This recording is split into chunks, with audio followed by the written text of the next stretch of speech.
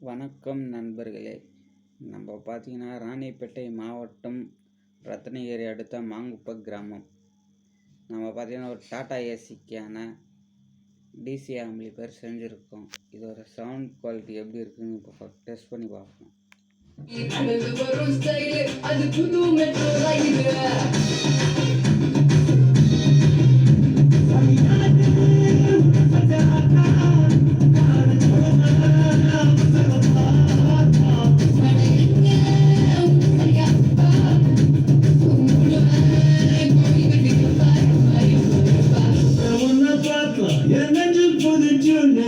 மூச்சு காத்து பட்டா அது சுவிட்சு எல்லாம்